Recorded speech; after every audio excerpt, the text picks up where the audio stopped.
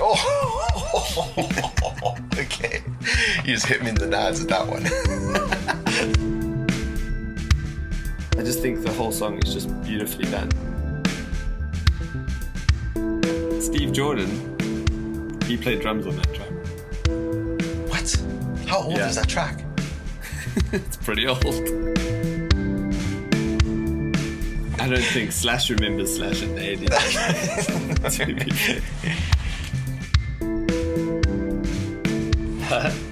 Okay, I've started recording. Yeah, me too. Yeah, 1, 2, 1, 3. 3. That was on time for me. Yeah, but you were like... No, it's got to be a 1, 2, 3. Okay, 1, 2. 1, 2, 3. 3. Oh, you suck. That was good. That was alright. Okay, let's do one more just to be safe. Okay, you count. Okay. 1, 2, 3. I did it on time with you. It'll work. Okay, cool. Well, you've got 3 to choose from, so... Yeah. Whichever one works out the best. You know what that reminds me of? It's so funny. Have you seen this thing that's been going on the internet with this whole Whitney Houston challenge? Have you seen this thing? Whitney Houston, no. It's like her song "I Will Always Love You." There's that like she ends a verse and then it goes into this long like break and there's nothing and the drums just go boom and then it goes back in and oh yeah. But it's so funny. There's like this thing now online because the timing is so weird. If you listen to, I've done it with a few students because one of my students brought the song and anyway, it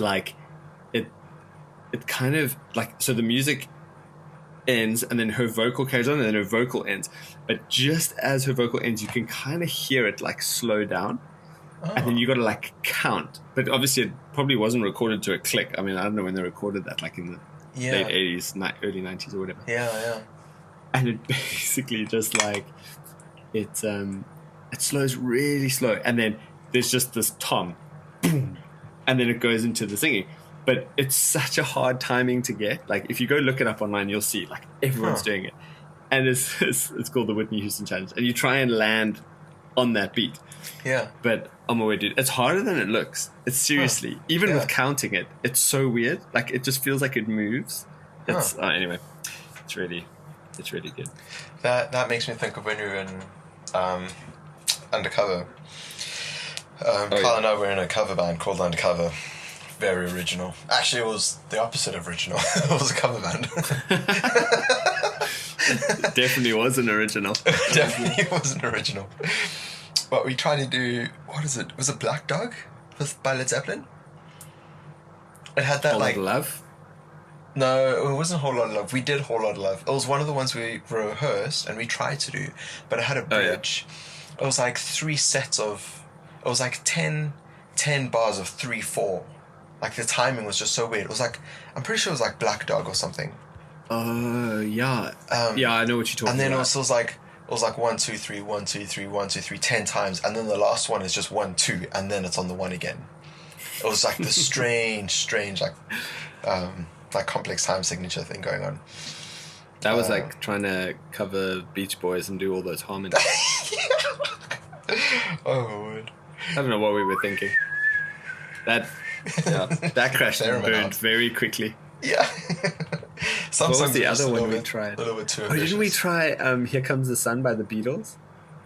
And then I remember that just descended into like a massive like band argument because we couldn't get I think that was it.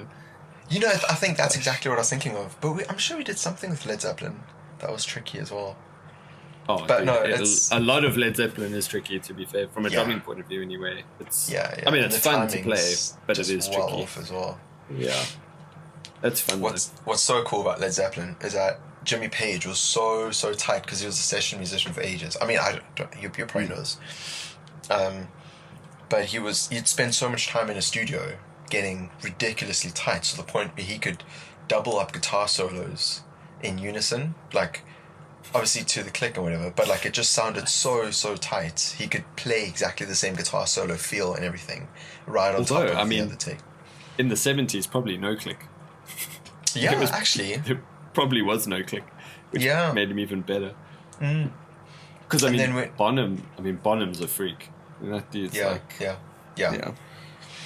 And then in Led Zeppelin, that's why they just throw the click out the box and everything's just all weird and wacky, because Jimmy Page was like, I'm so done just playing everything super tight. Like, let's just play with the wind, see how it goes. Yeah. It would be interesting to see if any of that was recorded to a metronome or not. Because, I don't know. It was so tight, though. Like, but then again, like, the more you play together... Because I'm pretty sure Bonham was also a session guy before. Because, yeah, man. But they're just so interesting. Like, all those parts are just so crazy. I need to go back and listen to those albums. Oh, man. One of the... sorry, last little bit about... No. One of the guys at the climbing gym that I got chatting to once, he was like this, like, middle-aged geese, like maybe just like... No, I think middle-age is fair. And I was listening to music in my headphones, and then I don't know how it came about, but we ended up talking about the fact that I was listening to Led Zeppelin. And then he made a point that Led Zeppelin 2 starts off as like a rock or metal album, and then as it progresses through the album, it becomes more and more blues, like blues rock. Right. So it almost like transitions from like a rock metal album to like a blues rock album at the end, which I didn't notice until I listened back and thinking about it. I was like, oh, it really does kind of get a lot more bluesy at the end. Just cool. Yeah, I need to go back. I haven't listened to them in ages. Led Zeppelin 2 is rated as one of the like best vinyls to have, because it's got like Dazed and Confused and tracks like that in it, which are so good. But I mean, you can't go wrong with Led Zeppelin 4 either. That's the classic one. You just can't go wrong with Led Zeppelin for stuff. Nah. I mean, they covered everything. I mean, they got like folky, they got hardcore, they got like just straight ahead rock. It was so good. Like, I don't know. Oh, I mean, he's regarded. I mean, John Bonham is regarded as like the best drummer ever. But I don't. Yeah, that's quite a wide, thing to say, because you've got so many great. Yeah, I don't know. Yeah. In terms of drum tone, though, and drum sound, he was up there. Oh yeah. Because the way they recorded half of that stuff is just genius. Yeah. I don't know. That'll be fun to unpack one day. Oh, dude. That'll be like a 5-hour podcast. 3 parts. So much. I think we're pushing that as a 3-parter. Anyway, and the reason why we talk about 5-hour podcasts is because we are the Buds podcast, where we don't cut corners. We get down into the nitty-gritty. This is true. At one point, we were almost rock stars, and now we're just barely podcasters. And my name is Michael. And I am Kyle. And today we are discussing the beautiful album by Miss Lera Lynn, or Mrs. Lera Lynn, I don't know, Miss Lera Lynn, called Comic Book Cowboy. Oh yeah. Which is definitely gone up as one of our favorites this year. Yeah. Released this year, or as Kyle just said. And there were a slew of albums that we were both really looking forward to. And this one, along with Hayley Williams' album, have definitely been the highlights of the release season for us. So I've been a Lera Lynn fan for quite a bit longer than you, Carl. This is true. Although you've known about Lera Lynn since I've been a fan, because I mean we've been friends for so long. But you've like, having this album come out and having seen her recently, you become a much more of a recent, like, more hard.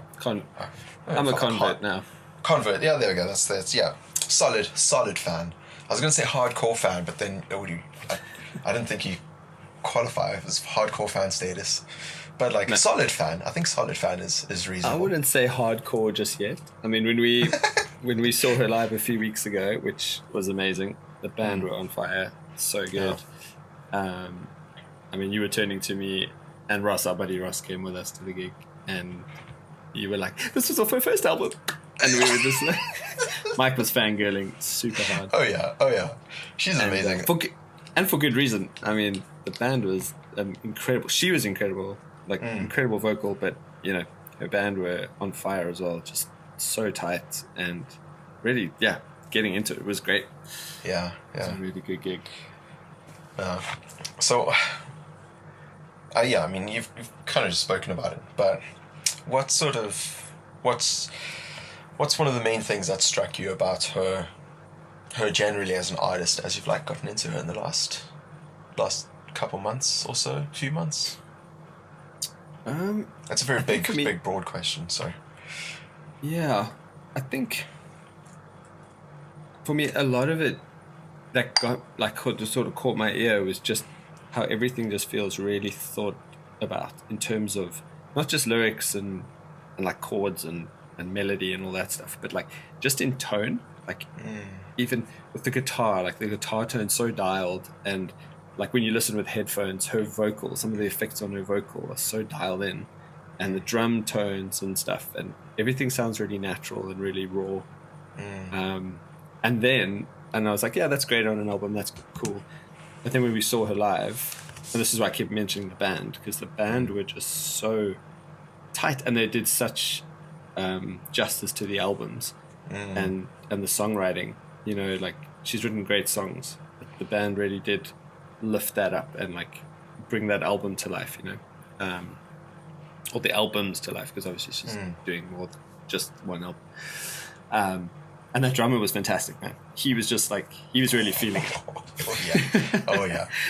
Shout out to whoever that was. I actually did Google him after the gig, but I can't remember I think, what's his name, like Ross or something? I don't know. He was fantastic. But I actually can't remember the drummer's name. There's nothing accidental or kind of like placeholder about the album. Everything is so, like you said, it feels all natural, but like it's so meticulous in how it feels natural. Like very, very specific sounds and tones, and everything just like meshes really nicely. It's just like a wonderful combination of textures throughout the album, where like the drums aren't always super harsh. Like sometimes the drums are the softest instruments, where like the guitar and her vocals will stand out and be more percussive or accentuated than the drums are, because the drums are so subdued. But also on that, like when you think what was well, we'll get into the songs, but there was one song in particular where like you think, oh flip, like the drums have all like disappeared, but whoever's playing drums on it has clearly got mallets, and you just hear the like little cymbals swell like above the vocal, and it's just like, it just creates on my run this morning I was listening to it, and I just thought like the word that sums it up for me is just mood. Like it's just a mood, man. Like it hits you in the feels, creates a mood. I'm using all the jargon the kids use. It slaps. It slaps. Have you actually no, I'm gonna go on. Actually no, this is why we're here. I can go on. Did you see this thing that dropped today on the internet, like with Timothée Chalamet? Oh yeah. You know, he was on like somebody leaked this like conference call, like Zoom call thing for the promotion of his new movie, and it was like a marketing team meeting, and he came onto the thing and he was like just super hyped up about this movie and whatever, and like everything he said, he was like making references. He's like, I want this movie to really, you know, like basically like slap, and he's like, and when I think of this movie, and he names a movie, he goes fwa fwa. And as you said slap, I just thought of that. I was like, oh my gosh, it's hilarious. Like the way he just keeps, and this marketing team, you can see them all sitting there like trying to take him seriously. They're like, like nodding along, and he's just like so animated and like giving it all this, and the guys are like, Anyway, it was really funny. He's like, wow. Makes me think of so good. Oh, that's scoot it up, that hip hop track. Oh man, Timothée Chalamet, actually, it'd be really interesting to go through A Complete Unknown, his Bob Dylan biopic. He did a great job on that. I was watching a Zalo interview with him, and he's such a purist He's such like a pure performer. Like he spent 5 years. I think the movie he was cast for the role of Bob Dylan before COVID, and then a couple of years after that, COVID hit.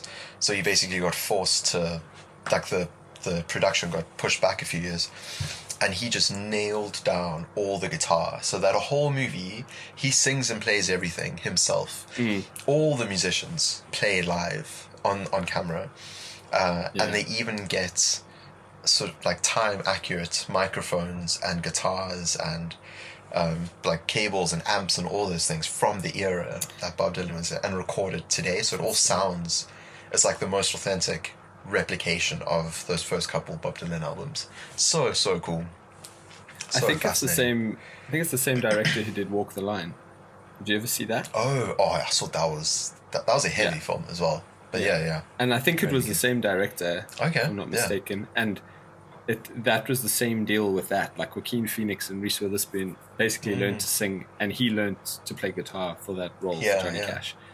And again, same thing. Like they recorded all the soundtrack. They did everything. That's cool. It just makes it so much more real when they're like not miming, you know. Yeah. Which is so cool. Yeah. No, that was a great film. It's on Disney Plus at the moment, I think. Yeah. Which is pretty darn good. Yeah. Anyway, we're not talking about male protagonists. We're talking about female protagonist, Lera Lynn. So I've been a fan of hers for, like ages, from like 2014 or so, 2013, 2014. And I first saw her in True Detective Season 2. I think that's where most of her fans first found her. Like you were saying last week at the closing of the previous episode, that she was the guitarist in the dive bar that Vince Vaughn and Colin Firth, right? Farrell, that one. She was on stage, and I Shazammed the song because I was like, this sounds awesome, and like her tone is so cool and moody, exactly like what you were saying. And from finding her there, I was just like going through all her backlog, and I got to shout out her Ring of Fire single, because that is awesome. Johnny Cash, Ring of Fire. It's so cool. It's like half time, and the guitar plays like the really slow trumpet line. It's really, really cool. Awesome. Anyway, Comic Book Cowboy. Let's get into the album. Actually, before you do, there was I got to say, I got to give you credit, because there's two artists that you've done this with me. And you've gone, dude, go listen to this. And I remember, like in 2014, 2015, wherever it was, you were like, dude, go check out Lera Lynn. She's amazing. And I was just like, yeah, cool. And I just never got around to it. 10 years later. And now I'm like a big fan. And then the other one was, I remember you hounded me for ages to listen to that first Foster the People album. And Foster the People? What, Torches? Yeah. Torches, yeah. And you were like, dude, you've got to listen to this album. You've got to listen to it because it's amazing. And I was just like, yeah, I'm sure it is. It's great. Fantastic. And it was not quite 10 years, but at least 2 years, I think. And then eventually there was just one day I was like, oh yeah, I'm pretty sure Mike told me to listen to this at some point. Yeah. And I like played it, and it's probably in my top 10 albums ever. Like, it's cool, dude. It's so cool. It is such a vibe. It's so rad. Anyway, I know we're digressing from Lera, but just those two things I remember. Those two albums in particular, I was just like, yeah. And they've stuck with me. Yeah. And more recently, you said Hugh Masekela. You got into some Hugh Masekela again? No, I've gotten into Hugh. Well, I got into Hugh a while ago. Okay. I haven't listened to him in a while. But Right. Yeah. No, that was one I did check out. Okay, fair enough. I've got a few. Can't take all the credits. I've got a few Hugh tracks on my South Africa playlist, my home playlist. Oh yeah, it's good, man. I love cracking out a bit of Asimbo Nanga when bring back Nelson Mandela. That's so my favorite. good. That live version of that song is just a banger.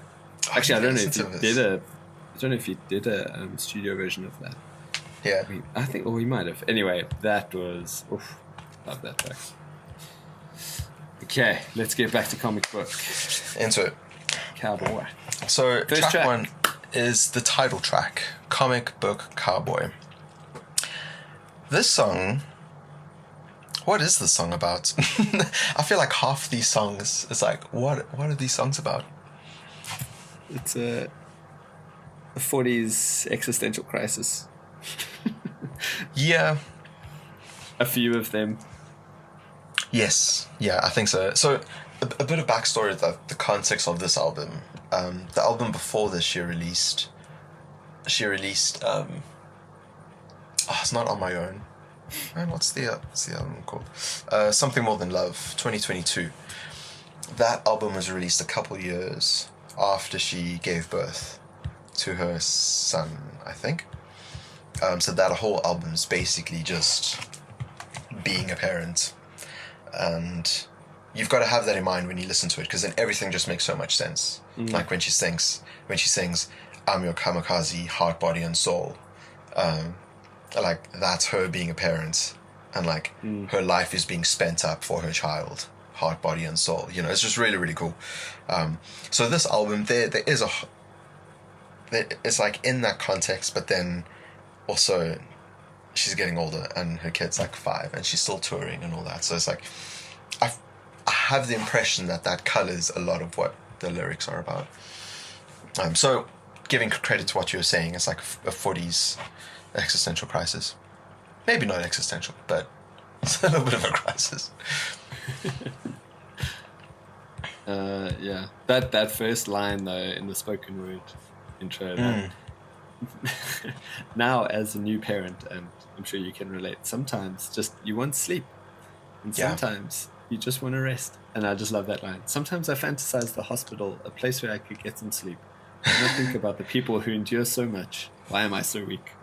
And I just think, man, imagine I could just go to the hospital and just sleep. I don't need any care. I just want to sleep for like a full day. just maybe give me a moderately strong anesthetic or something. Just let me rest.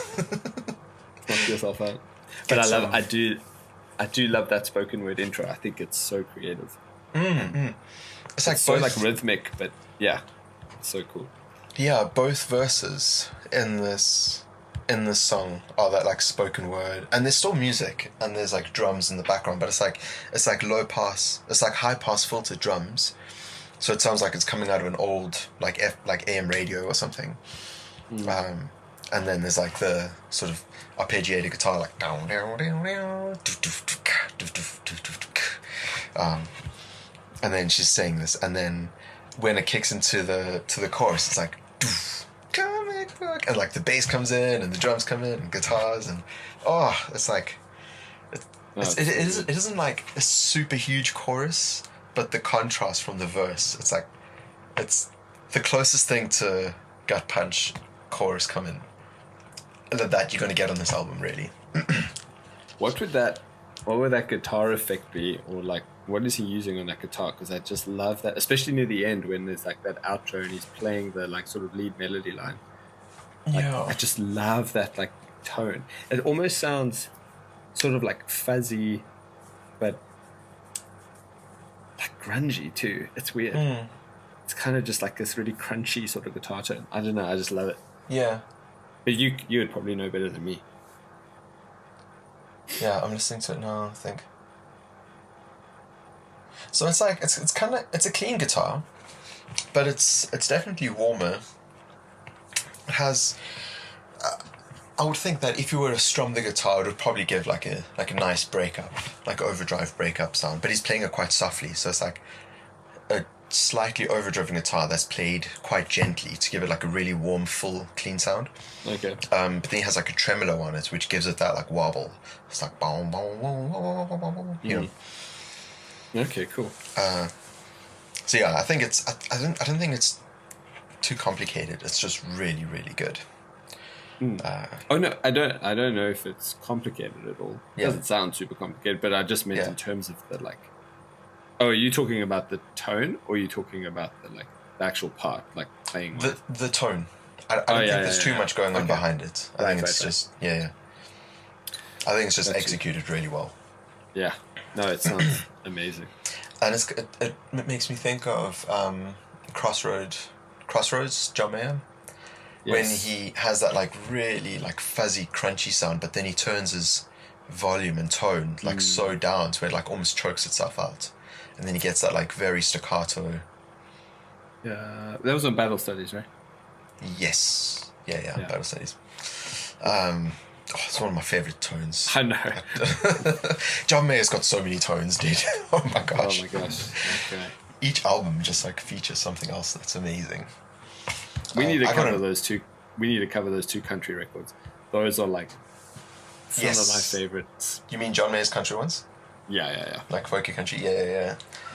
Yeah, they're good. Those are some of my faves. I think. Sorry, we keep diverting off of Lera Lynn. She deserves so much more of our attention. That's true. But Sorry, Lera. Battle Studies is probably not Battle Studies. Born and Raised is probably one of the easiest go-to albums for me. If I ever like, I just don't know what to put on. I just put on Born and Raised, and I probably know all of those lyrics off by heart as well. Yeah. Really good. Okay, but Lera Lynn. So I said for Comic Book Cowboy, it feels like, because she's talking about like, why am I so weak? Stroking the ego. I know they know better, but please let it die. Me, myself, with my conceptual eye. I kept skipping by. It's like, I wrote down like self-analysis of weakness. She lacks perseverance compared to others' daily struggles. So. And then I was wondering, like, is she considering suicide? And is she singing to the comic book cowboy? Or is she the comic book cowboy? I wasn't quite sure what the comic book cowboy is in the song. It says, comic book cowboy, I'm wearing the boots. Okay, well, I guess the answer's there. I'm wearing the boots. One foot than another. And a button-up suit, hair trigger heart, and the switchblade is loose. Keep me coming back for more, keep me reined with the noose. Comic book cowboy. I don't know, maybe that's like a very cultural thing. Maybe. I don't really... I've been trying to rack my brain the whole week about what comic book cowboy refers to. I mean, do you have any idea? That's what I'm saying, like maybe it's... Maybe if you were to ask someone from Austin, Texas, or I'm not actually sure what state she's from. I figure she lives in Nashville, I think. Nashville, yeah, that makes sense. Anyway, someone from America. If you were to ask them what a comic book cowboy is, they might be able to give you.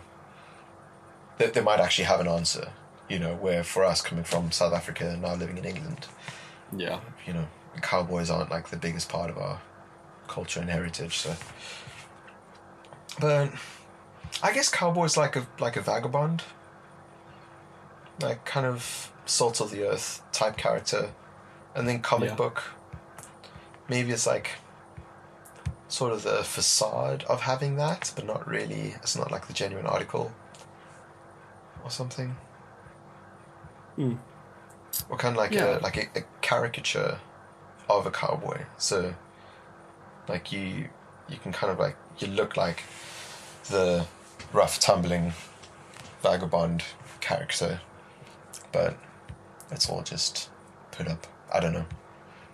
I mean, you could also think of it, I'm just thinking of this off the top of my head right now, but like if you have, like, you know, cowboys are known to be free and free roaming and free spirited, and they just kind of go where they please and no responsibilities, they just kind of do their thing.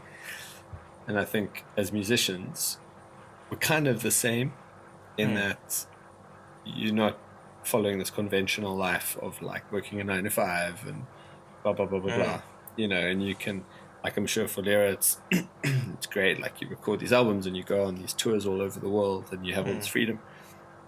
But it actually touches on in later songs on this album. Like, you come home and then you've still got responsibilities. You've got this domestic life where you've got kids and you've got a husband or wife and you've got things to do and responsibilities and pay the bills, and so I feel like almost like it's like a comic book cowboy. Like, it's kind of like it's this, like you were touching on now, it's like this like illusion of the freedom and the freedom to just go and do whatever you want, but actually you don't have that. It's like it's almost like you're living in this alternate reality of like, this is great for like a period, and then you've got to come back to your reality every so often.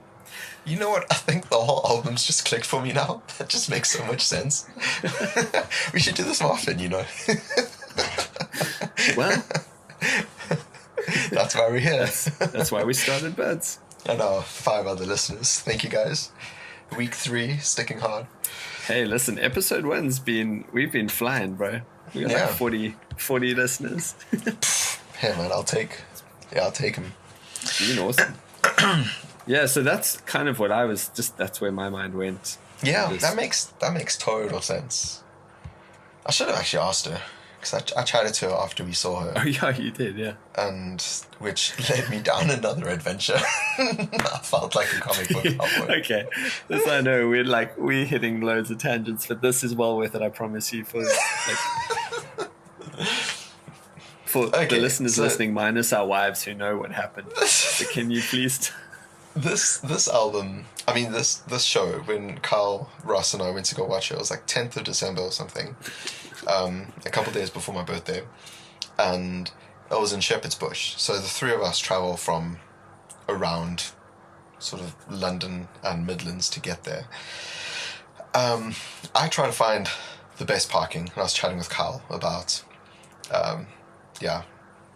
good parking spots here, there, and everywhere. And I found this spot in front of a leisure centre for £1 an hour. And I was like, boom. That should have been the giveaway. I was like, I've just hit the jackpot. It's like £7 in the street everywhere, and this one's £1 an hour. So I'm like, I beeline to that place, and it's open, and I get there, and I park, and I pay my, £4, £5 for the amount of time that we're expecting to be there. And I walk the 15 minutes to the show, watch the show, meet up with the guys, and it's great. Fantastic show. Afterwards, the guys go home, I hang back, I chat with Lera Lynn, and I chat with the band a bit, and it's just an awesome experience, buy a couple vinyls, and then I walk back to the car. I get to the leisure centre, and there's a really big cast iron gate that's just chained closed. Luckily, there's a little side entrance I can get in, but my heart is like in my shoes right now. And I get to the car, and I know it's chained, but just in case, I just cover all my bases. I get in my car, turn it on, I drive to the gate, and make sure that it just doesn't open. Just in case. I'm just trying anything right now. And yeah, I spent ages trying to figure out what I could do, calling the parking company and all that. And I ended up just sleeping in my car, which was very sad. Very cold. I was snuggling under my 18-month-old daughter's little teddy jumper. Not even a full blankie. Not even a full blankie.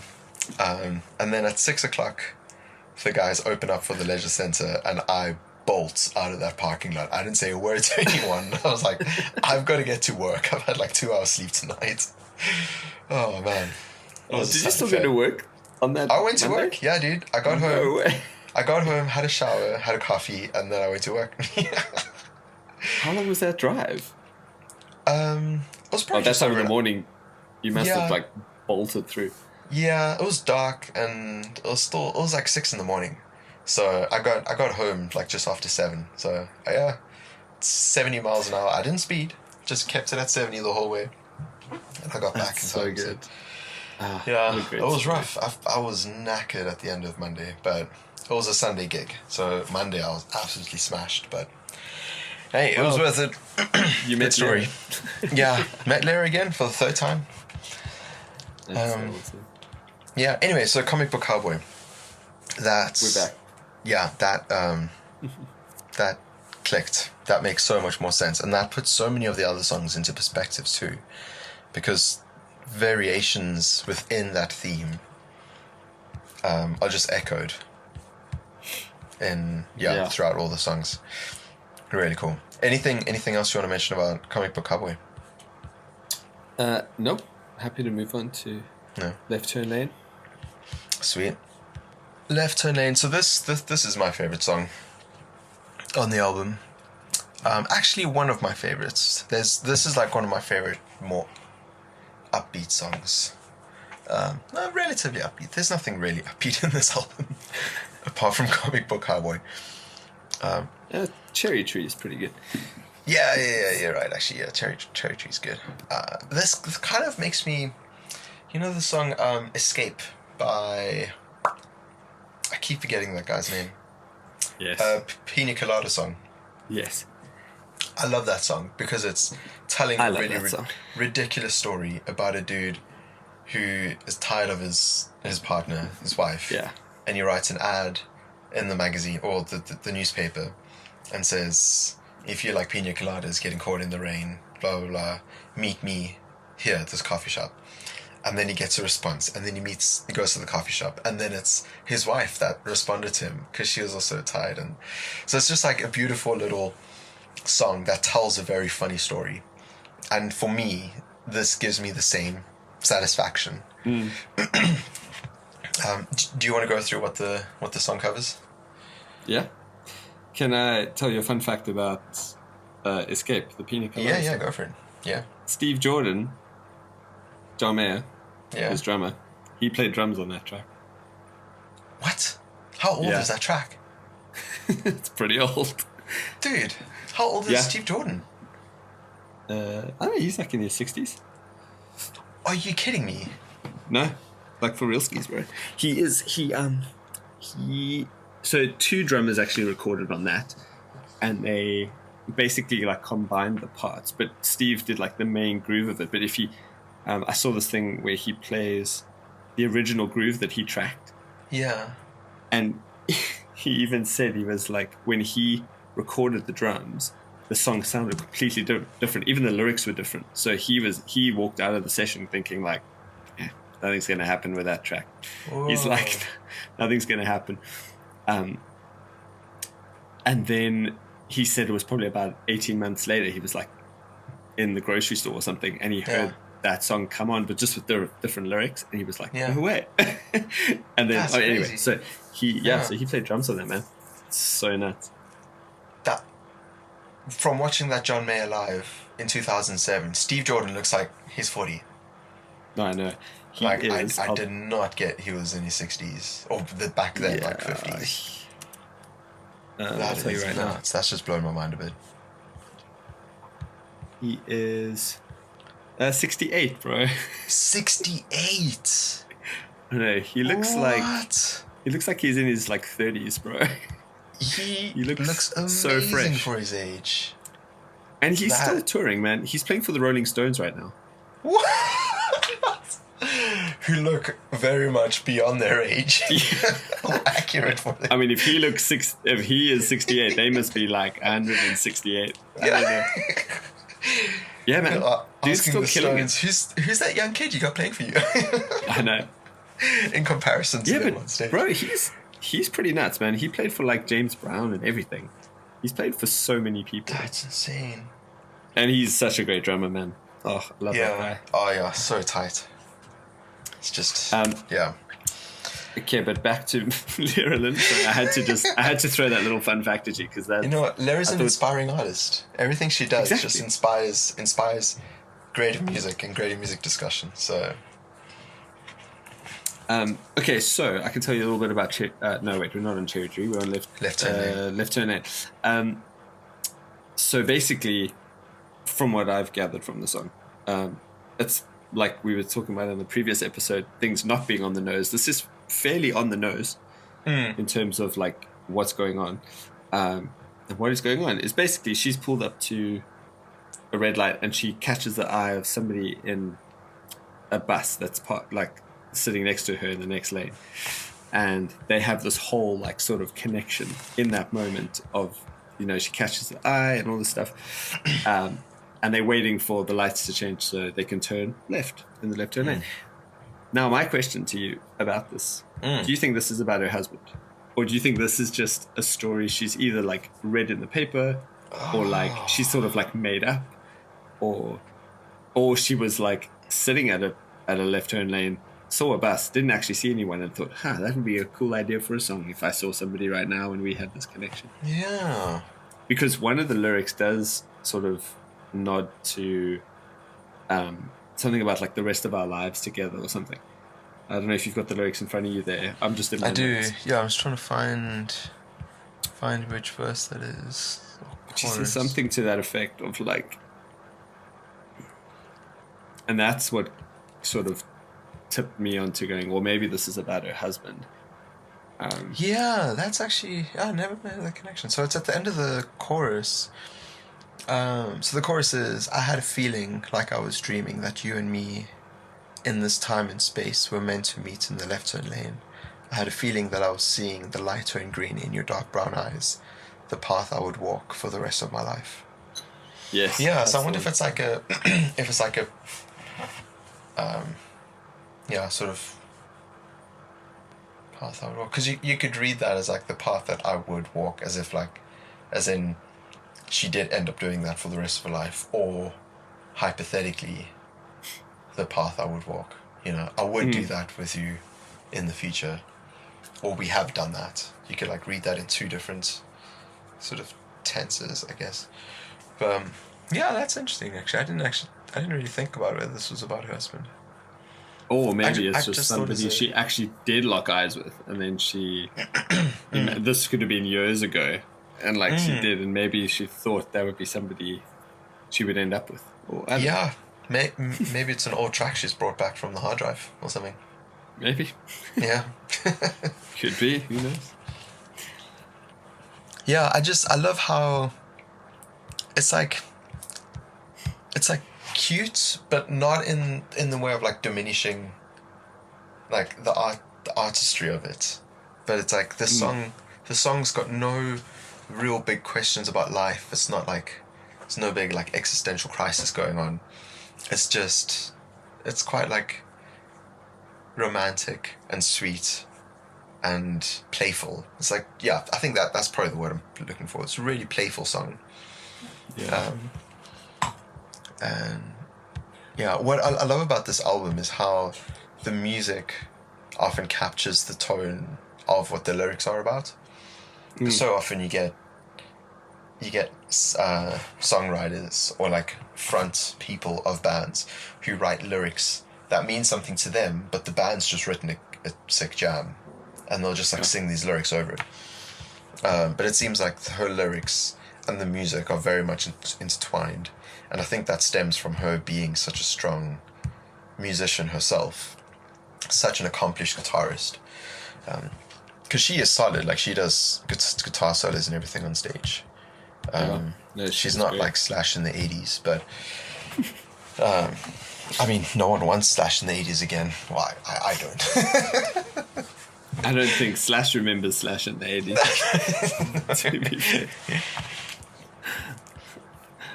One of the things I really like about this album, and you hear it in these verses as well, how with the drums, there's very little cymbal work in the verses. Almost no cymbal work at all. And it just grounds everything, loads. And then as soon as the chorus comes in, I mean, that drummer's got it, like, does like magic on those rides and stuff, where it just creates this like gentle swell of a cymbal. Sounds amazing. There's no like harsh crashing at all. But the lack of cymbals in the verses and the cymbals in the chorus just create that like nice dynamic shift. And I wrote here the chorus like blooms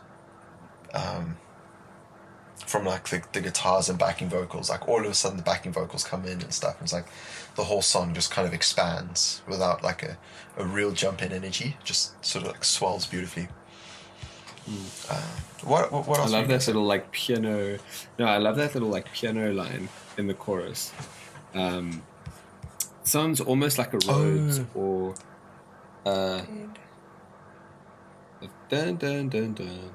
That part, like I love that. And again, it's got that like warm. It's got that warmth to it, and that's why I'm thinking like Fender Rhodes or like one of those, or maybe a Moog. But I reckon probably a Fender Rhodes. But I just love that tone. And that was really cool. And like you said, no harsh cymbals, so it keeps everything sort of warm, kind of like Just like a big hug. Yeah. I feel like a lot of this album is like that. I know, but I also love this, like, I've written here in my notes, like this, like, really, like, slinky feel to it. It's just got Slinky? this really slinky. Okay. Not like a slinky. Remember, like, slinky?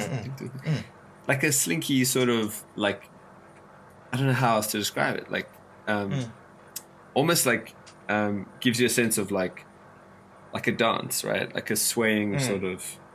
You mean in the swaying verses? sort of dance. Yeah, Or but the throughout the chorus whole song? too. Yeah. Yeah, I think pretty much the whole song. I mean, the chorus obviously like emphasizes it more, but I think pretty much through the whole song, it's got that sort of vibe to it. It's just very easy going. It doesn't sound, it's not like rushing and intense. It's just, it's very chilled. Yeah? Yeah. A lot of the songs on this album, you could, the flow between the verse and the chorus, like the energy shifts, it feels like, I mean, we're getting very poetic here, but it feels like almost like a tide in like the ocean. Like it comes and goes and comes and goes. Yeah. And it all feels all very like natural and easy, you know. Like there's almost no sudden shift in energy or in volume. In really, I think the biggest is probably Comic Book Cowboy within the song, where the dynamic shift is greater. But throughout the album, it's a much gentler sort of transition between the parts of the song. All right, Nice. on to your favorite song on the album. I think This is my favorite song. Is this your favorite? Yeah. This is my favorite. Why is this your favorite song on the album? I don't know, actually. I can't give you... That's all right. No, and it's weird. Because, you know, like sometimes you just know. Yeah. You know? Like when you know, you know. When you know, you know. You know? No, to be fair, I love the instrumentation, and I just think the whole song is just beautifully done. And I love, well, actually, in terms of the lyrical content, I read this interview with her in like prep for this. I found an interview she did. Can't remember the magazine it was. I think I sent it to you actually, but she basically said in the interview, this was the first song she wrote after her 40th birthday. And cool. Yeah. at the time, she was in like a place of like doubt, and she was seriously considering quitting music. Like she was going, that's it. Like I'm done. I'm selling all the gear. I'm packing it in. I'm not doing this anymore. But yeah, I'm glad she didn't, because this is great, man. And it's beautifully done. And I think here again, like that, it just emphasizes her vocal, and the storytelling in this one is great. Like, again, I think she's also just wrestling with a lot of like, almost like just relaxing and enjoying her life, and not on this hustle for music. It's not like, oh, I'm hustling to do this or this or that. Like like one of the lines, I think it might even be the opening line. She says, oh no, this might even be the... Anyway, I can't remember if it's the chorus or the verse now, but she says, oh, did I waste my time lying in the sun like it comes so easy? And everything's just for me. Life's a big old cherry tree, tracing rainbows and staying high, and nothing's going to take me down. I am so me now. And then, I think that is the chorus. And then that's second... the pre-chorus and chorus, yeah. Yeah, and this verse just sums it all up. It says, like, midlife will sneak up on you. You end up on your knees. Asking it where it all went wrong, asking it what it needs, and everyone else is flying so high they can hardly see that you're stuck down on the ground with ideas won't come to be. And I just that second verse is just so apt, man. Like, and it's so true of like, you think you're doing terribly, and you think, oh my gosh, you know, and you're comparing yourself. I mean, not even in midlife, I think just generally, you compare yourself to people just naturally, and you go, oh my word, like they've got it all together, and then you realize no one actually has it all together. Everyone's just trying to figure it out, and then like and I think more like in the music industry more so, I think people compare constantly. I think you know, you never know if that success is going to hold, which I suppose is what she's sort of referring to here as well. It's like she's had this success, but now is this going to continue? Or does she just quit and enjoy her life and raising her son and being with her husband and whatever, you know?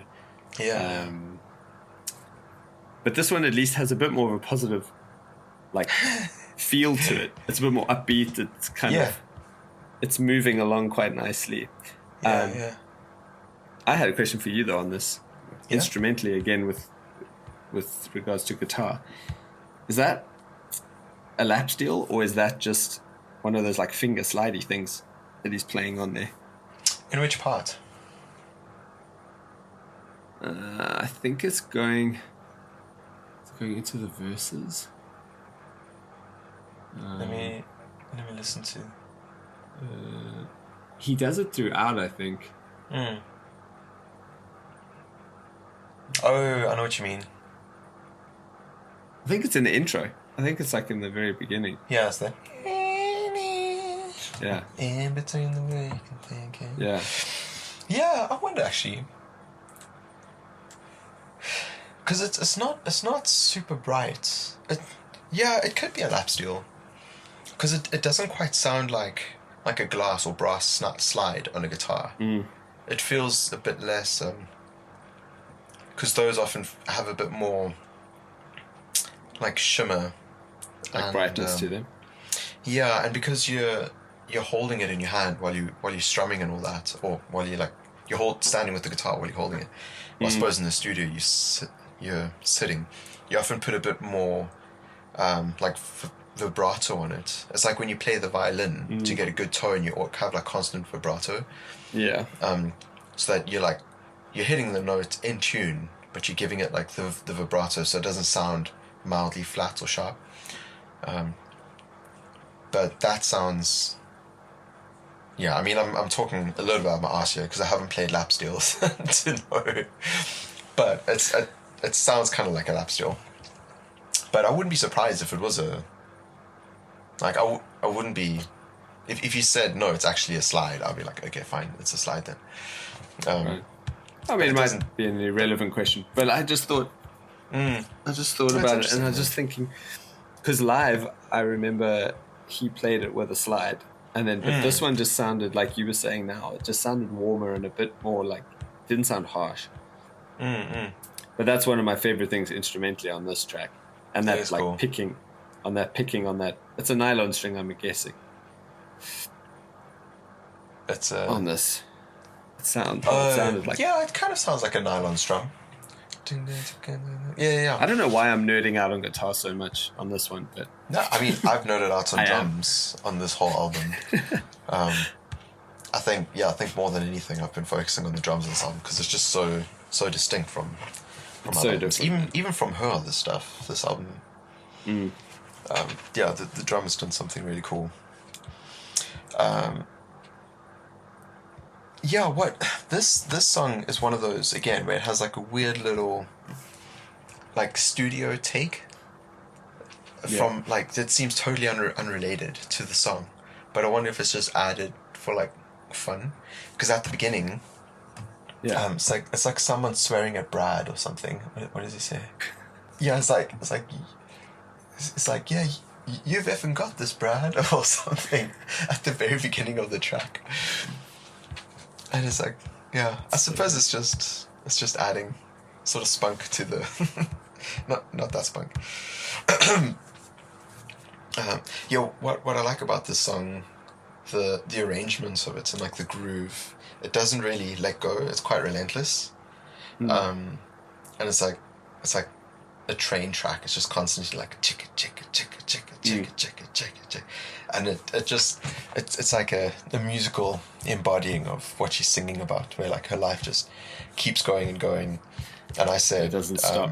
Like she's like what you're saying, reflecting on midlife crises, comparing herself and her accomplishments to those like to who would be like her peers, but probably younger. Because I suppose you always feel like you're in the game until all of a sudden you realize that everyone who's doing better at you in the game is a lot younger than you. And that could be like sports, music, just career, like industry. So yeah, it's sung like a lot about what she sings, like in this song as well. I can feel, because I'm at a point where I'm not really doing anything at the moment apart from this that is like really like a sort of strong passion or something I'd want to be doing for decades till I retire. I don't want to be working in a workshop till I'm 60. Nothing against people who do, but I would like to give myself options to do something else that I care a little bit more about.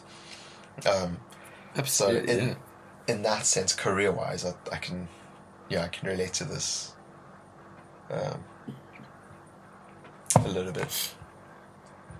Yeah, and I think it's true of anyone. I think if you stay sort of static for too long, you know, people progress and people move on and people move past you, and it must be. I can only imagine like having success in the music industry on your own merit, and then it's just a constant. I would imagine it's just a constant, like, I've got to keep up. I've got to still be myself, but I've also got to still compete against this like plethora of people. Like, how do you stay relevant? You know? Yeah. Must be. Yeah. Should we go on to both sides? Yeah. You can kick this one off because I've got a lot to say about Beige, the next track. Okay. Yeah, I think what I took most from this song was the drums. I gotta be honest, she had Left Turn Lane, which was a bit more on the nose with the lyrics, like a bit more straightforward. But then she gets so figurative with so many of her other songs that I truly do not know what she's on about. And like one of my first thoughts is the song about mobile phones and proverbial echo chambers, like social media and things. But then, is it more about wanting to pursue aspirations of being a musician, as well as not missing out on the time with her son? Like, are there two windows and like two parts of her life that she can see? Both sides, to be on both sides, one to have it all in both eyes, a window torn between wants but cannot do, the window you always choose to look but never break through. And then one of the last verses, in limbo, stuck looking through the glass that you've always used, the window, find a way through before. The lyrics keep jumping up. Find a way through before this one passes too. So if it's just, I try to like think about her life and context and things, and like the mobile phone things, like you could read that into this, but I think that's probably missing the mark a bit, where with the theme of Comic Book Cowboy, her wanting to enjoy these two aspects of her life that she feels really strongly about, like being a mother to her son and like enjoying her family, but then being a touring musician that she's done well at, although not like commercially like super successful, but she's had a decent career, and wanting to enjoy that till it's like at its fullest. But you can't really have one without the other if you're not earning millions and millions, you know. She's like working class musician, really. Yeah, when you're independent like that, it's like it's just constant work, and like you're doing everything yourself. And you know, I mean, she's had more success than we did, but like it's still that grind of like you're doing everything yourself. It's the promotion, writing the songs, producing the songs, putting it all out there, doing all that. I mean, it's hectic. And I don't think people realize how much work actually goes into that kind of stuff. You know, it's serious work. Yeah, and one of the musical notes, this song in particular, it's quite a low-key song. It's like really chilled. But this is one of the songs where the drums are one of the like most understated instruments. Like you can almost like barely hear or notice the drums throughout the track, but they're always there, always doing something, and it just adds that like warmth and space around all the other instruments. Just like creates the like soundscape around the instruments that are in the center. It's really, really cool. Good song, both sides. Sick. I didn't mean to cut through that one quickly, but No. Beige. Did you have anything to say about both sides? Sorry, I mean you did say something, but I didn't want to give you the opportunity. No, I think what you said was great. I think there's a lot of, there's more interpretation in that. Like you said, not so on the nose, so you can kind of read it from a multitude of angles, really. But again, it's a similar theme to what she touches on later on as well. And I think, sorry, my leg just like went into a weird cramp. It's sort of, it goes into Beige track 5 quite nicely in a way, because I think kind of sticking on that like world of music and the hustle and the as an independent artist working hard, like Beige, for me anyway, I thought it's clearly just exploring like the ideas of visibility and potentially with regard to the music industry. So, how does she stand out now in this industry that's so oversubscribed? You got, dare I say, you've got your Taylor Swifts, and you've got all these big pop stars that are commanding so much attention, and then you've got like this working musician who's like spent years perfecting her craft, and she's an incredible songwriter and guitarist and doing all of this herself, most likely booking her own tours, has her own record label, working alongside her husband. It's like a family business, I think they're married, and again in this one, I think the drums for me stood out because you can just hear that everything's real. Like the instruments are all real. There's no like MIDI keyboards or MIDI drums or whatever. It's those drums are raw, and you hear those. You hear those super washy, probably like 22 inch like dry cymbals. Just it's just wagon wheels just hanging there. They sound so good on this track, and again they're just kind of washing in and out, and probably so bendy as well. Just like the really thin. Put a mallet on that bad boy, and you just, so good. But the one lyric that stood out for me in this one, so from a lyrical point of view, it's she says, "Though I push for the color scheme, I'm another white in a sea of creams." And I think that just again talking about the visibility. I think it's she's just like blending in, and she's had her little peak of success, and now she's just blending back in, and she's doing her thing. But anyway, that's sort of what I took from it, like from a music industry point of view, and as an artist and and potentially a female artist as well. I think. Yeah, there we go. It must be incredibly tough to. I don't know, especially when she's talking later on. I mean, she references like her. Well, she's already mentioned like midlife and her 40s and all that kind of stuff. And I think, at that age, you're probably thinking she's probably been in this game for like 20 years and, gigging and performing and doing this stuff for like 20 years. And you think like, when you have all this... No, I was going to say her first album came out 2014. That's, 11. But, I mean, she would have been playing music and in the industry before that, easily. You know what I mean? That's I was going to say. Like, you're probably playing like clubs and bars and whatever for years before, release an album. So anyway, but all that to say, just like, I think it must be incredibly hard as a female artist as well. Solo artist to also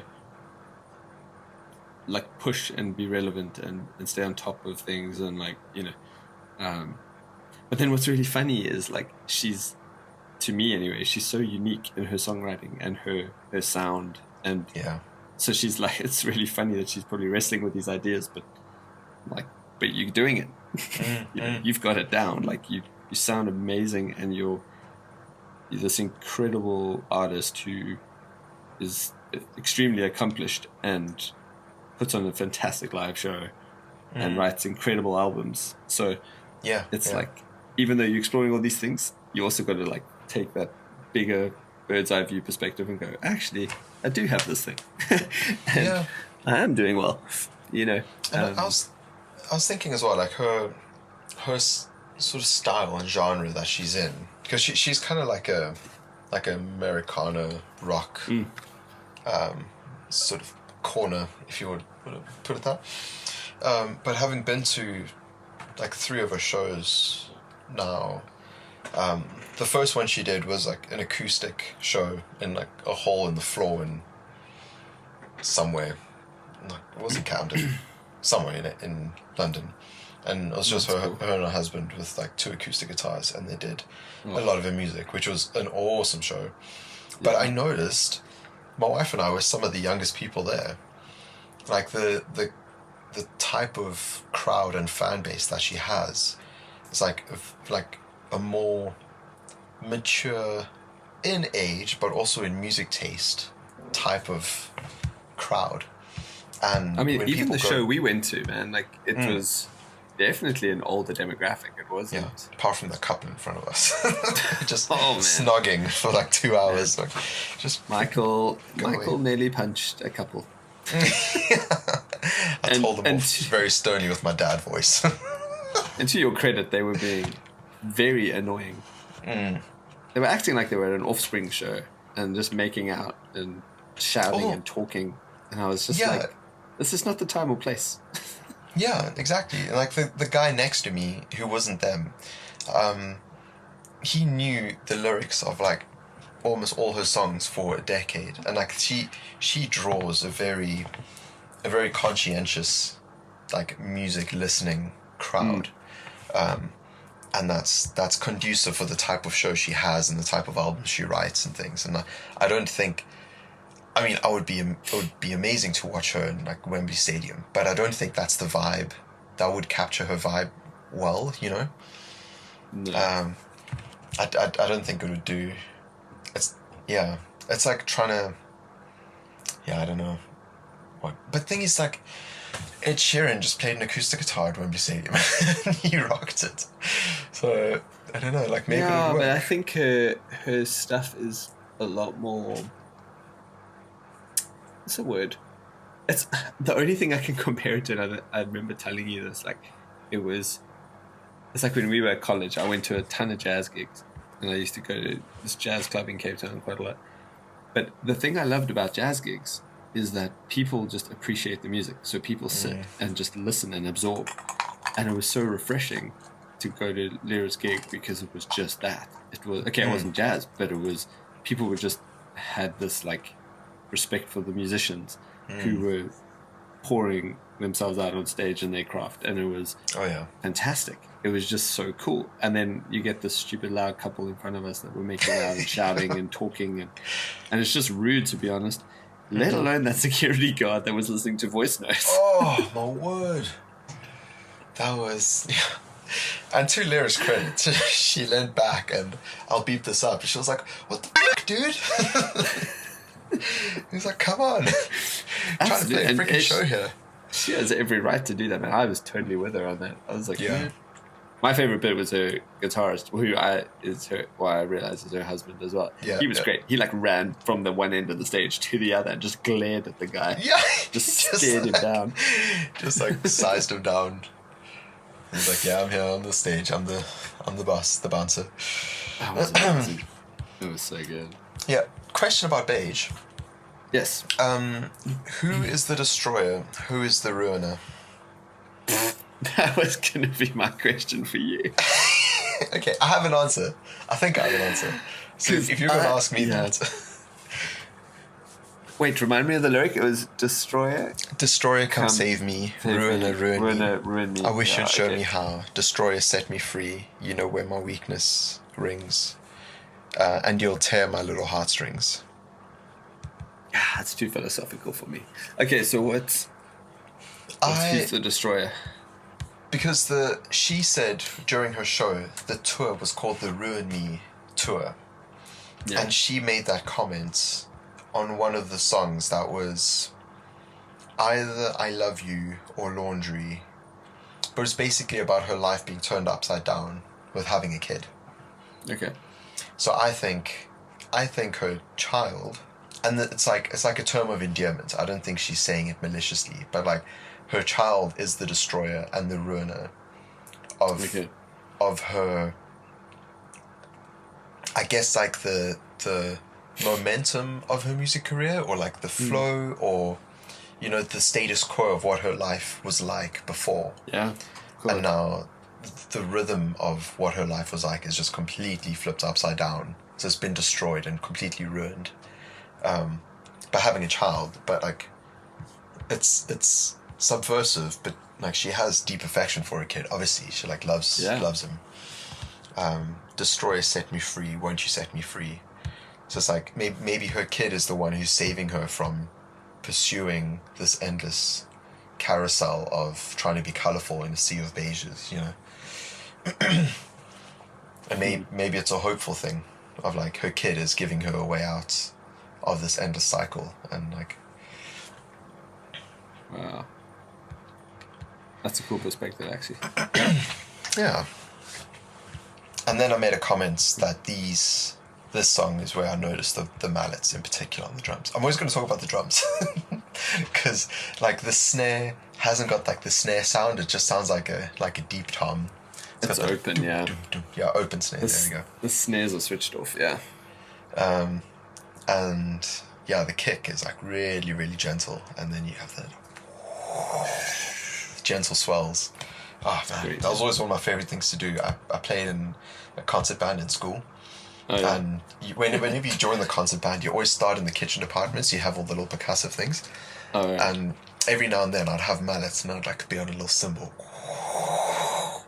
with like your little sort of like your triangle and your I can't remember what this thing's called. You have like the little brass bells that you cling together. Ding. Oh yeah.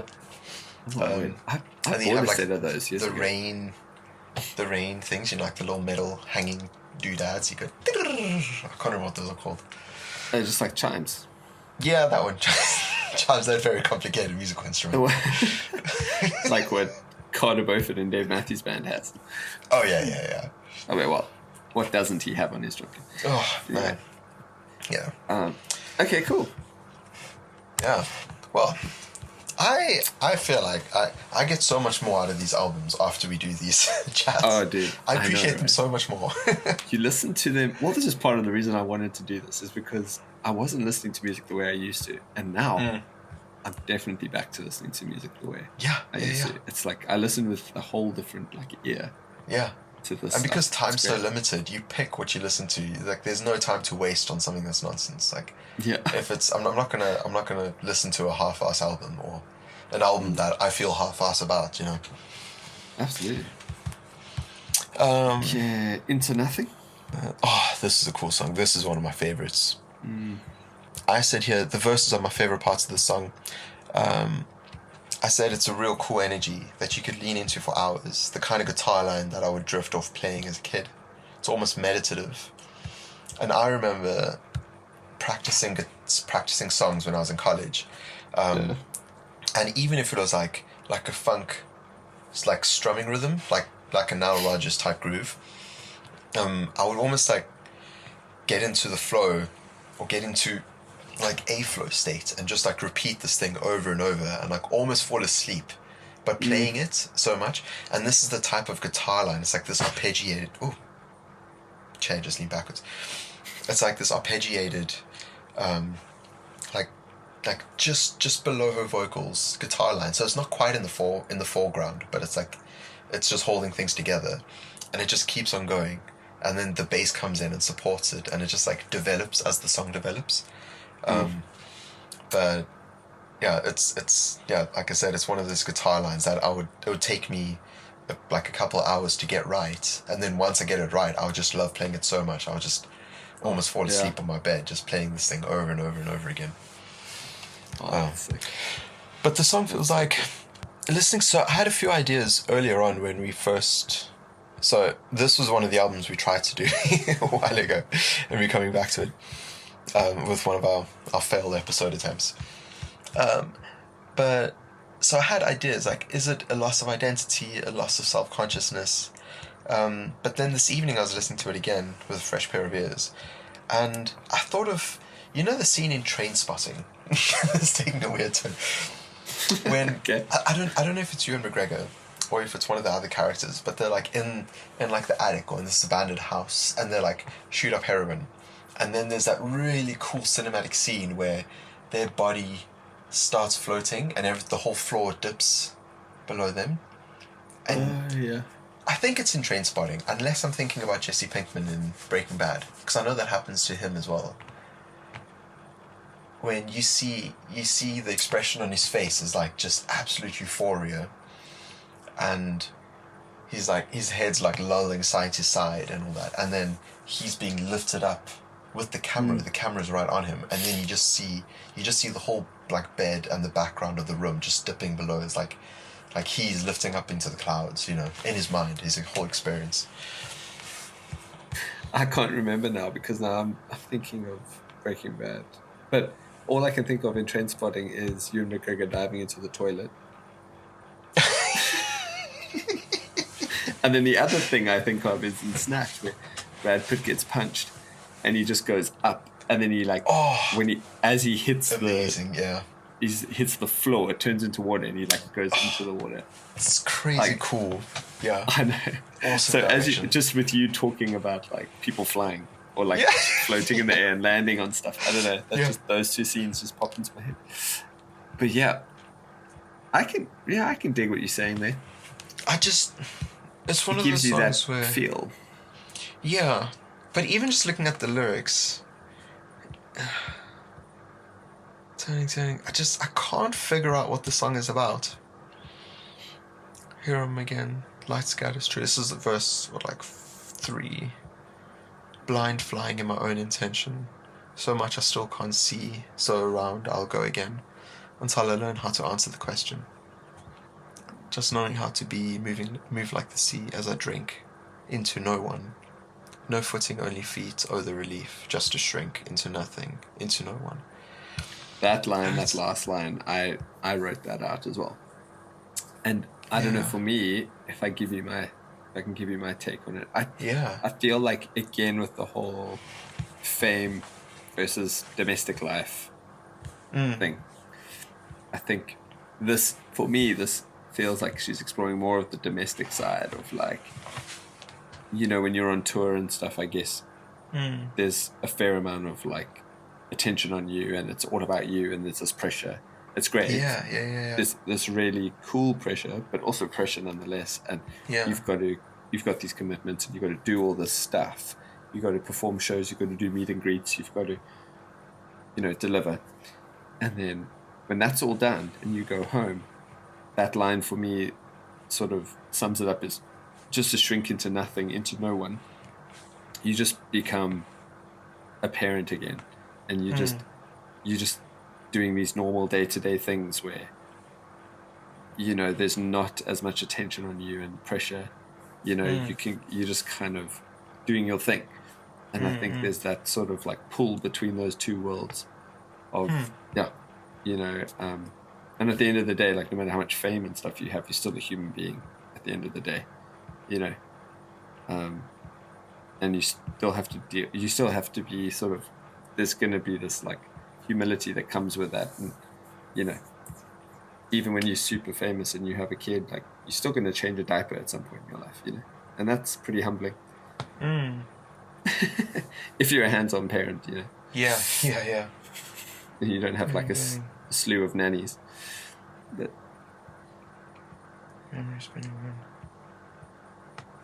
yeah, I'm wondering. I'm just like, I have so many more questions about the song now. Like, each time she says "Here I am again," is she talking about a different context, a different part of her life? And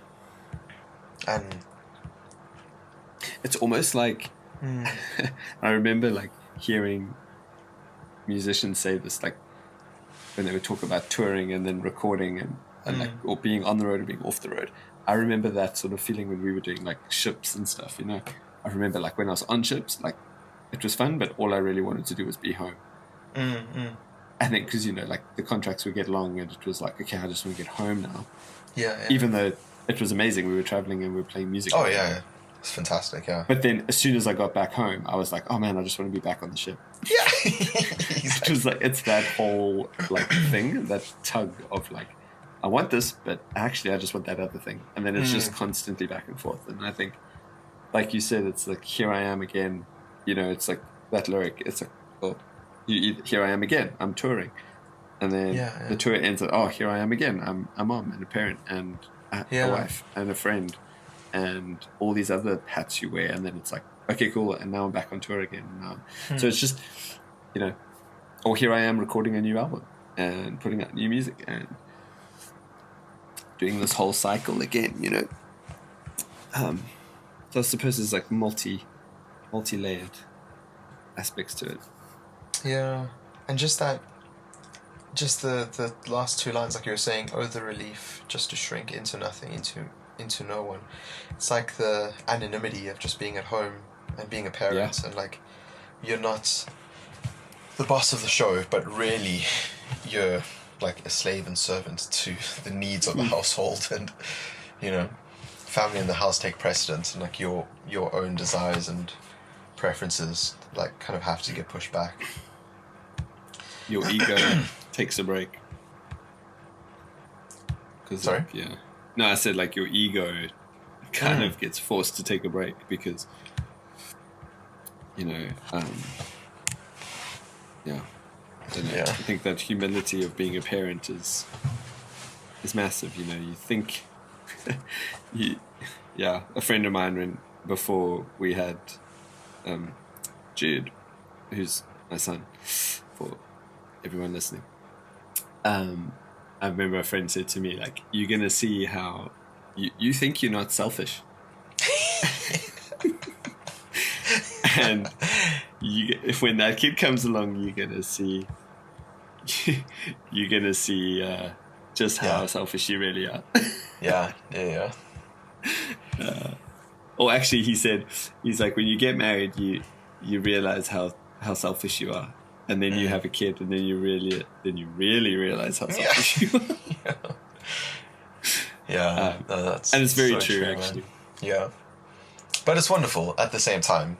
But it's I wouldn't change anything about it. You know, no. Like it's an absolute. Yeah, it's like one of my favorite times.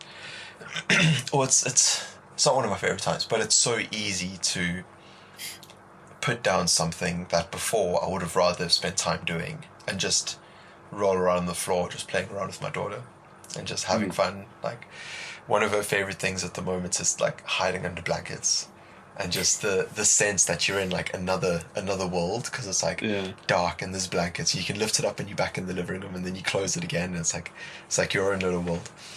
It's just like really, really fun games of imagination and stuff. That's so cool. And just kind of like sort of blending into her world and just experiencing how she experiences this. Yeah, it brings out, it's like it adds so much more like color to life than just playing the latest video game that I really want to play and I haven't finished yet, and it's been 2 months since it's come out and I still haven't finished it. But it's okay. There's so many other things that I'm enjoying about life. And gone are the days of I know, dude. I would have spent all-nighters just playing games, and that was just easy, and I would have and I was like, no chance. If I go to bed after like 11, I've got like 5.5 hours of sleep, and then and that's if my daughter sleeps through. This is if she doesn't sleep through, then I've got like 4 hours or something. And it's depressing how hard I relate to that. Yeah. I mean, it helps. I mean, it's probably due to the fact that our kids are so close in age. What, Jude's like, 7-8 months older than Stevie? Yeah. When was something like that. I think about 8 months or so. They're less than a year apart. Yes, because Jude was... I still remember when you guys came for lunch and Sheree was pregnant and you hadn't told us. Mm. And then, Jude must have only been... Because she wasn't too far away. 7 months or something. You're still sitting in the bouncer. The like ring bouncer thing. He would still go in that from time to time. Oh, yeah. Oh, yeah, that year was a blur. Yeah. Yeah, you guys went through a lot with that one. I don't remember much about 2023, to be fair. Oh, man. Okay. Kyle, big question for you. Oh, is this going to be another two-parter? I think it might be. How do we do this? We didn't even have to talk about Dima this week. We still hit an hour and a half. Can I tell? You know what's really funny is Nicola's like, I swear she can read the future. She literally said to me, she's like, no, while we were having dinner, she was like, no, I don't think this one's going to be that long. She's like, you don't have to discuss a whole like lore and like backstory and like all this stuff. You guys will be done in like 45 minutes probably. I was like, I don't know. 45 minutes? No ways. I was like, have you listened to our podcast yet? I mean, the tangents we go on and the... Oh, man. Anyway. One day we'll get a whole album done in an hour and a half. I see it's 1 hour 20. When we started this, I was like, oh, I'm sure we'll do like hour-long podcasts. That seems easy. Like 5 minutes a song or whatever. But there's so much else that comes out of these podcasts, which is why we're doing it. Yeah, because exactly. We want to, that's like, it's part of the process of enjoying these albums is what else do these albums bring up for us? It's true. But I also don't know if a listener wants every album to be a double listen. I know. a double parter. So. Okay, should we speak about a couple highlight songs for each of us out of the next 6? Yes. Because a lot of the albums do follow a lot of the songs do follow similar themes and like instrumentation and things, but there are a couple standout tracks that I think we could touch on before we end, and then my light. I wondered why you went darker there for a minute. I know, the batteries went up. Let's do that. That's a great idea. Because then I think we've done enough for the album that the listener has enough to go and listen to the album themselves if they haven't yet. Yeah. Okay, do you want to pick my one last song? Yeah. Okay. I think it is going to be I Love You, track 11. What is your what is your last song going to be? What's your the standout one of the next 6? So 2 stuck out for me. Now That We Hold It All is one, and Laundry was the other one. Oh yeah, that's a good one. Laundry, yeah. I think Laundry probably tips it, to be honest. I think that for me was a beaut of a song. But you go first. You tell me why you. Okay, so I Love You is I related to the song loads, especially with who I'm married to, Sheree. She's definitely an acts of service. You know, the whole love languages and all that. Sheree is much more of an acts of service person in that she feels loved when people do acts of service like for her, you know. It's like giving up of your time to do something that's not necessarily fun to like benefit others. Like that's what she interprets that as being really loving. Where I'm much more of like a physical touch kind of guy, you know. I love hugs and you know being very like tactile and things with, you know, in relationships and friendships and things. So this song, like, all she's doing really in the first verse is just listing things. Like, she says, feed the baby, mow the yard, pay the phone bill, wash the car, try to find a minute to remember why you do all these things day in, day out.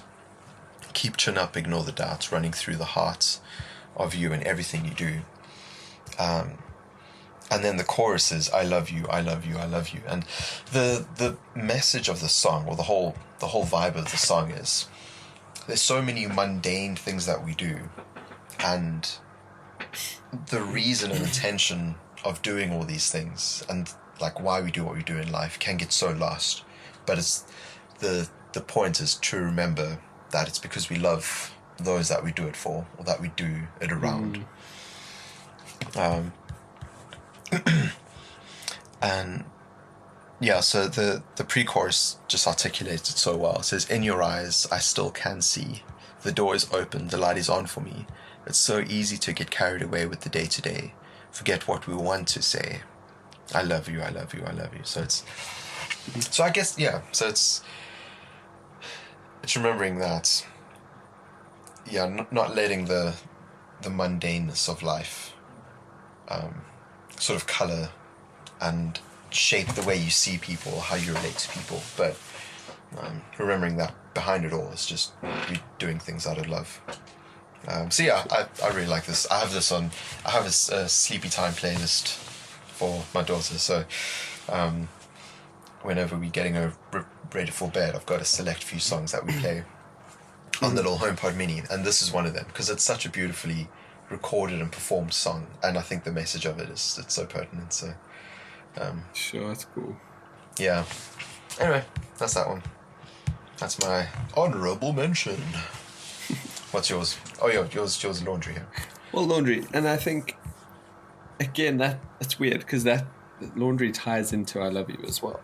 It's at the gig. I remember she said, "What did she say? It was really funny." She was just like, "Do you ever find yourself just sort of like doing things that you never planned to do, like that you never set out with an intention to do, and you just find yourself now being in a life stage where you have to do those things. You don't want to do them, but you do them anyway." And I think Laundry ties into that, but it's also a really beautiful song. And again, that it's also that acts of service where she talks about how she swore she would never do somebody else's laundry, and she never saw herself being a wife. And then she makes a reference back to like, she's like, who knew that old JC Penney job would like what's the last part of that? Like make me strive. Whoever knew that old JC Penney's job would someday help me thrive as I match up all the socks. I remember why. Yes.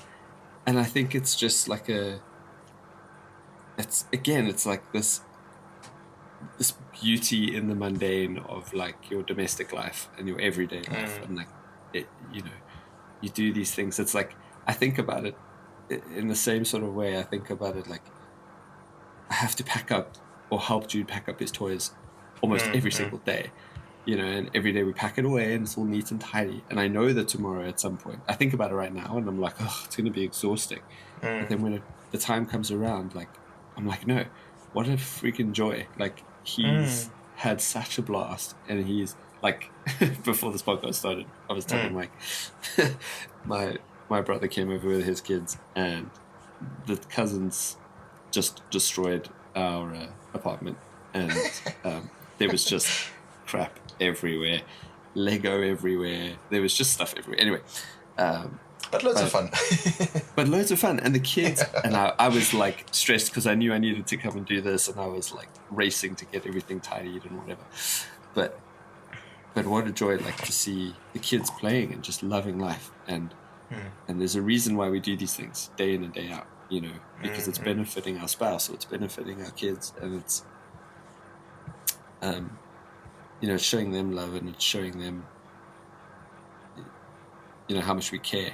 And it's funny with kids especially, is like he's not going to remember any of this. He's not going to remember me cleaning up those toys and doing all this stuff. Obviously as adults it's so different. We, like you were saying, like sure, it's more acts of service, and so we do notice these things. I definitely notice these things. I notice and I hate injustice. So like I hate it when I see something happening that like I'm just like, oh, I just want to get in there and I want to fix it. Like I just, and so I love it when people think about things and they think about another person and they think, oh, I'm going to pick up or throw away this piece of trash because I know that somebody else is going to have to come and do that later. It's a stupid example, but yeah. Anyway, I think that's sort of what she's touching on in this song, and I think it's really beautiful. Just the way she wrote this as well is like really sentimental to her life of like honoring her husband and her kid and her life, her home life, and being that sort of like that figure in their home life, you know.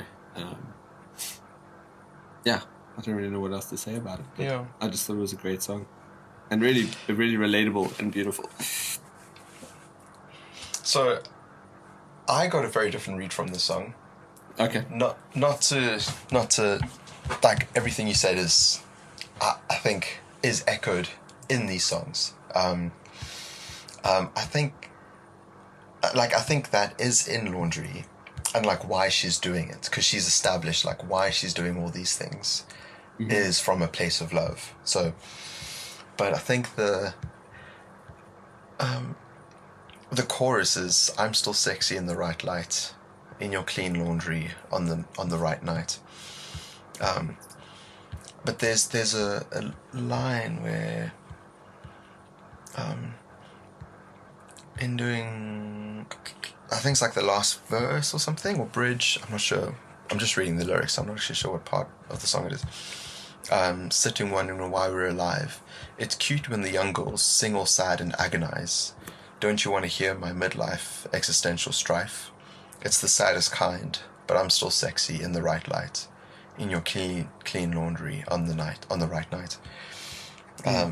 So I think it's a song kind of reflecting on her stage of life, but sort of being conscious or still trying to connect with that feminine side and like her sexy side, you know, and knowing that that's still in her, while she's doing these, you know, while like cute girls are singing or like cute songs or whatever, and she's down in the laundry room just folding socks, you know. But yeah, really, really cool. I think it's the journey of this album is so great. Like the statements of Comic Book Cowboy, like the false confidence of it, or like the fake confidence, and then as the album progresses, it just gets more and more low key to Laundry, which is just like sitting on her knees folding t-shirts. She doesn't mention knees in the song, but I just when I picture it, she's like on the floor with baskets around her. Yeah. Nice. Great song. Thank you, Lera, for thank you. That was amazing album. That was such a pleasure. Really, really good. Definitely one of my favorites. Absolutely. Yeah, cool, dude. Glad we got this done. Man. Yeah. Another podcast in the bag. Oh yeah. So thanks again, everyone. An hour 40. I'll cut it down, so it'll probably be closer to an hour 30. I feel like that's a healthy medium. It's not too long. Hour and a half podcast. Some people might think no one's got time for that, but then just listen to any parts. Just don't listen to it all at once. But yeah, you know, love you, dude. Okay. Let's get some sleep. Okay, we're not announcing the new album, the next one. Oh yes! Oh my gosh! Yeah, that's the thing. So you're gonna have to edit this last bit. Yeah, no. Okay. I also thought of something that could be fun. Is after we do an album, after we've completed an album, whether it's one or two parts, hopefully mostly one part, if we like just say 3 words that sum up the album for us, you know, kind of like on Netflix, we have like 3 words that show the show, like describe like thoughtful, amazing, fun.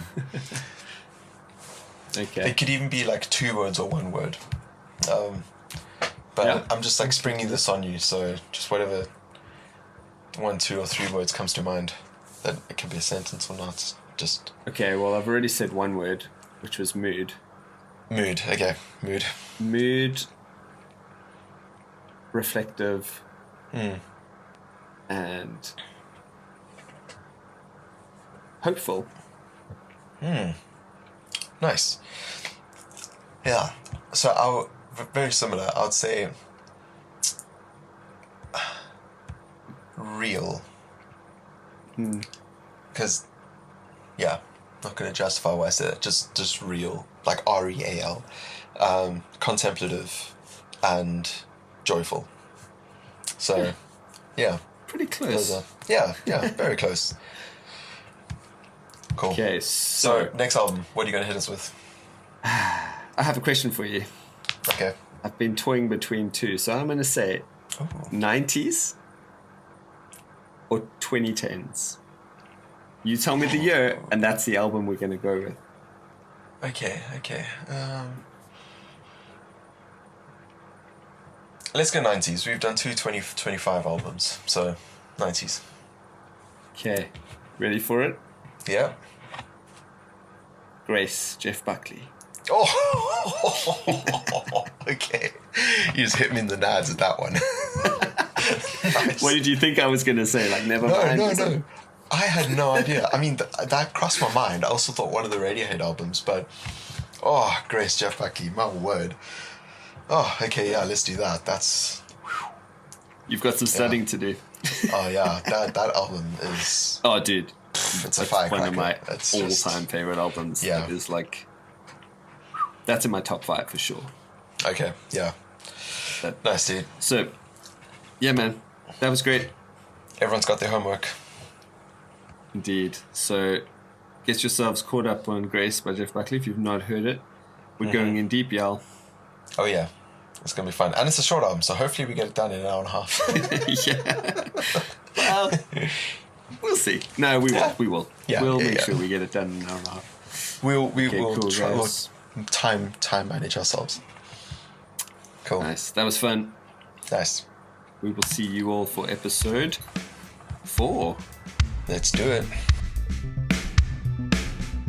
Dear listeners, all 5 of you, send us your essays. You can email them or send them carrier pigeon or an 80-year-old telegram guy.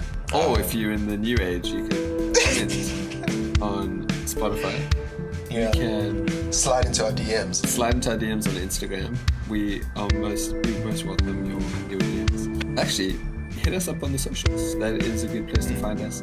We shall be posting more. Everything's very new at this point, so if you're with us from now on, you've gotten on at the ground floor. So yeah. welcome. Only up from here.